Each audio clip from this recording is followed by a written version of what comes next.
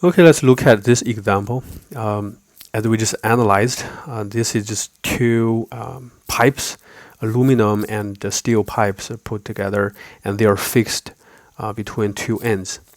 Okay, the fixed between two ends, rigid supports, meaning that no overall deformation is allowed. So determine the normal stresses in aluminum pipe 1 and steel pipe 2.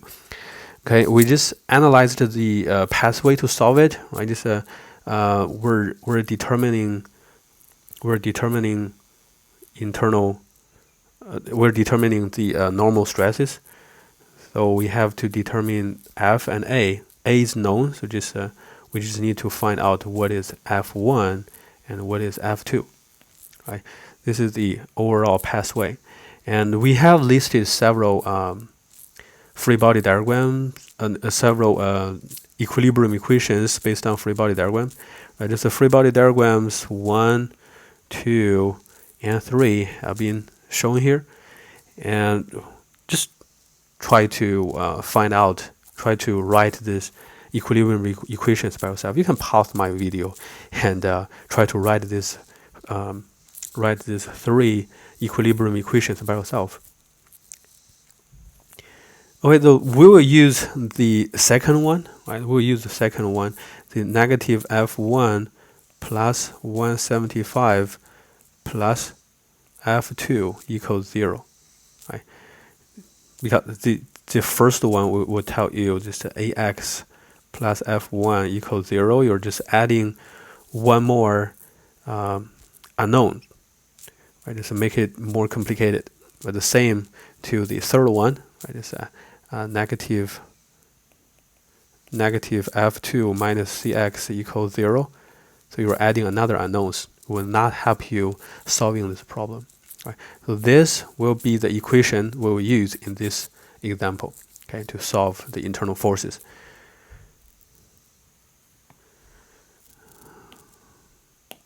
Okay, so to solve it, as we mentioned, the first step is just through free body diagram. Right? From here, we can write this equilibrium equation that is negative F1 plus 175 keeps plus F2 equals 0. This is our equation 1, right? The equilibrium. It's called equation 1 based on equilibrium. Since we have only one equation but 2 unknowns, so we cannot solve it, right? So we need to go find the second equation. The second equation based on what? Based on compatibility. Okay, obviously, this is our category 1, right? This in our previous slides. This is our category 1 here, right? So the compatibility equation is just no overall deformation, or just the delta 1 plus delta 2 equals 0. Okay. Then we can extend the second equation, right? Because in this equation, we don't have F1, F2. Okay, so it will not help you solve the F1, F2. So we need to find the correlations between delta and the F, right? Between the deformations and the internal forces. Okay, so what is delta 1? How to calculate delta 1? Delta 1 equals what? Our basic equation, F1 L1 over E1 A1. Right? So that is F1 times L1, that is 84 inch over there. This is 10,000 KSI times what is the area, that is 4.4 square inch. Okay, so that would be F1 over 523.8. Okay. the unit here is kind of meaningless. So I will tell you why this is meaningless. Okay, the delta 2 in the same way will be F2 L2 over E2 A2. That will be L2 F2 times 144 over 30,000 KSI times 5.6. Okay, so this will be F2 over 1166.7. Okay, again, the unit is kind of meaningless here. Why the units are meaningless here? Because we're not really calculating the delta 1 and delta 2 from F1, F2. We're just looking for their correlations.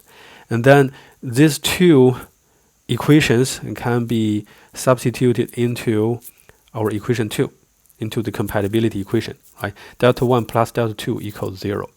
Right? So here will be equation 2 will become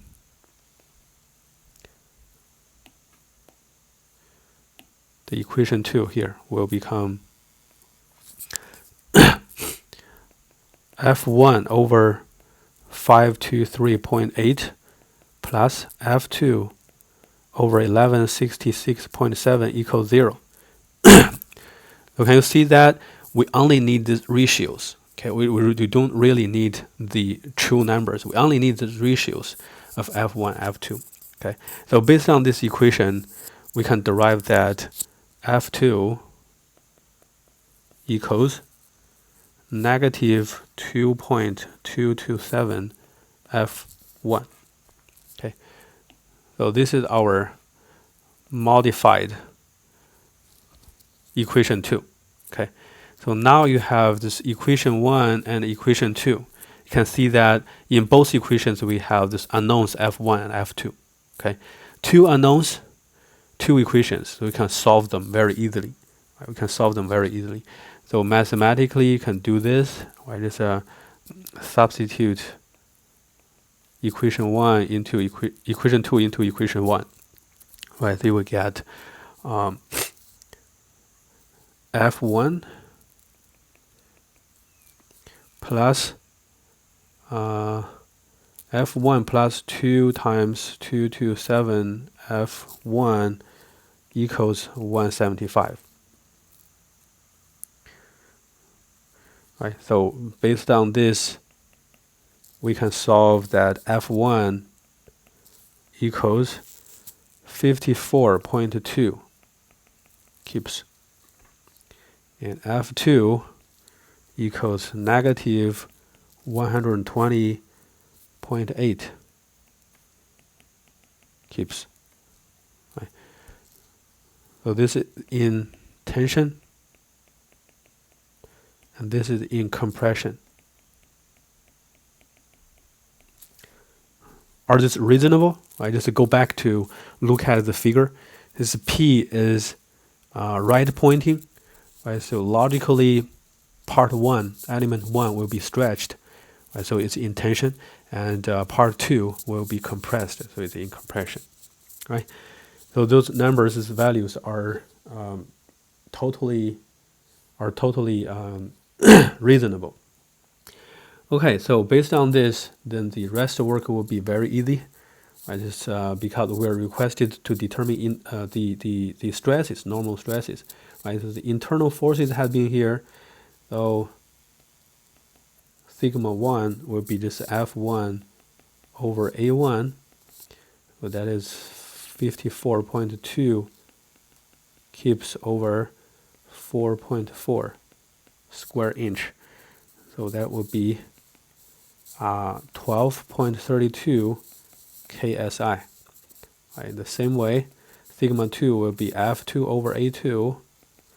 That is negative 120.8 kips over 5.6 square inch. So this will be negative 21.57 KSI. Okay, so we're done with those calculations. So now let me ask you this question. Okay, so in this case we have just this 1 and 2. The two components are fixed between two ends. How about if we have a gap? Okay, how about if we have this fixed end, and this is element 1, element 2, and here you have a gap equals 0.1 millimeter. Or where you have a, okay, the first part, second part, and you have a gap here equals 0.1 millimeter. Okay, the load is applied in this way. So F is here, a P is here, right? This load P is added here, and in this case, the P is added to the element 1. Okay, in these two situations, assume that the P is large enough to fill the gap. Okay, assume that P is large enough to fill the gap. Otherwise, it will be just a very simple cantilever problem, right? So just we assume that the P is large enough to fill the gap. So how to solve the problem? How to find the internal forces and the stresses in element 1, element 2? The strategy will be exactly the same. We just have one equation to change. Right? That is, which equation we need to change? Right, just this one. Right? Only this initial equation 2 will need to be changed. Right? So in these two cases, if we have gaps either in the end or in the middle between these two elements, this equation just will be written as delta 1 plus delta 2 equals 0.1 millimeter. Okay, they will have the same compatibility equation.